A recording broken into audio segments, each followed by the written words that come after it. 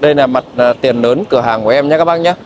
Mặc dù là thời tiết ở ngoài Hà Nội bây giờ đã gần 6 giờ tối rồi, nhưng mà trời vẫn còn rất là sáng. Thì hôm nay thì em mới về một chiếc Toyota Vios bản SCVT sản xuất năm 2018. Chiếc xe thì mang nước sơn màu vàng cát mà bên em mới lấy về xong. Cũng đã được bác chủ độ rất nhiều những tính năng như các bác có thể để ý. Em đi gần chiếc xe và chìa khóa em đang đúc trong túi quần thì lập tức chiếc xe mở khóa và mở gương.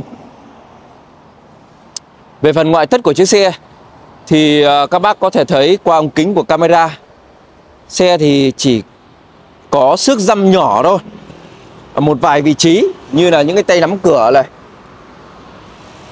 và trên cái nắp capo thì có một chút xước dăm do trẻ nhỏ ở nhà có nghịch dùng một vật sắc nhọn nhỏ thì có cái này thì bên em sẽ tỉa tót và đánh bóng lên. Mới lấy về xong các bác nhé. Phần nắp capo vẫn còn, động cơ vẫn còn nóng. Vừa mới về xong thì em quay lên sóng luôn cho các bác. Chiếc xe này là bản ECVT sử dụng hộp số vô cấp, động cơ 1.5 VTTI và cũng rất tiết kiệm nhiên liệu nha các bác nhé. Các bác có thể để ý đây, những đường gân, đường chỉ, những cái khe rãnh, những cái viền này cực kỳ sắc nét nhá, rất là đẹp nhá các bác nhé. Chiếc xe này bên em cam kết bằng văn bản cho tất cả các bác, thân vỏ keo chỉ nguyên zin 100%.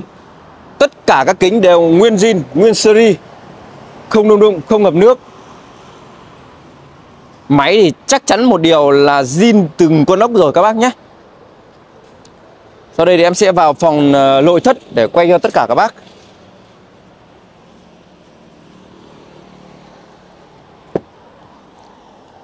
Bác chủ độ tính năng rất là hay. Đi gần phát là tự động mở cửa và mở gương chiếu hậu.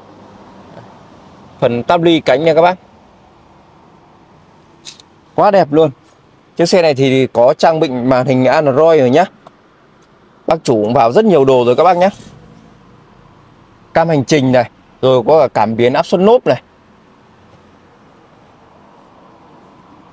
điều hòa này, điều hòa cơ và cái phần củ số đây, quá đẹp luôn. Trần nỉ nha các bác nhé. Không taxi dịch vụ gì đâu nha các bác nhé. Em vừa mới lấy của một bác người dân cũng cách cửa hàng em khoảng hơn chục km thôi. Ô tô chuẩn là 9 vạn 5 nha các bác. Các bác có thể để ý cái vô lăng này, em zoom cận cảnh nhé. Vô lăng nó đẹp chưa? Bác chủ cẩn thận cũng đã bọc cả cái bọc vô lăng này rồi. Từ cái khóe vô lăng, từ cái mặt phím còi, nó đẹp xuất sắc như thế nào. Và bác chủ cũng đã có cả bọc thảm 5D rồi, rất nhiều thảm nhá. Thực sự là bác chủ này là một người cực kỳ giữ gìn xe.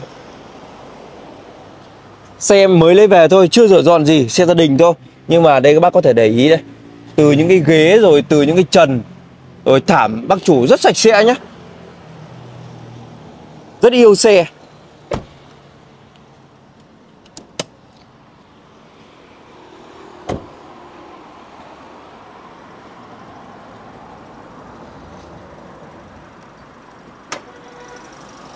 Động cơ VTTI đây.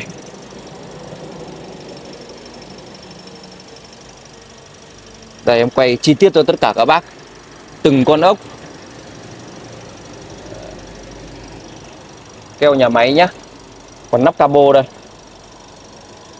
Xe mới lấy về, chưa có rửa dọn gì cả, cả nội thất, cả khoang máy nên nó hơi bẩn một chút. Các bác lại được xem một chiếc xe mộc nó như thế nào. Cam kết cho tất cả các bác, máy zin từ mặt, thân vỏ keo chỉ nguyên zin 100%. Tất cả các kính đều còn nguyên zin. Và tất nhiên là không nung đụng, không ngập nước, bằng văn bản luôn. Chiếc xe này thì bên em đang chào bán mức giá là 365 triệu cho một chiếc Toyota Vios 2018 ECVT. Bao cho các bác là rút hồ sơ và đăng kiểm chiếc xe này thì chỉ đến tháng 4 2025 thì bên em sẽ bao đăng kiểm mới luôn cho tất cả các bác. Quá là yêu.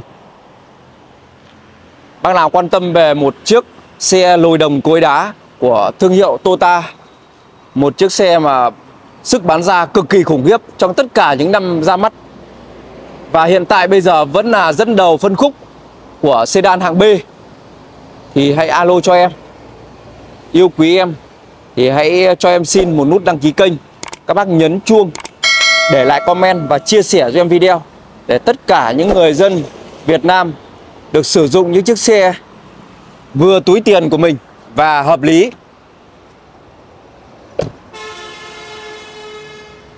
Em xin chào tất cả các bác nhé.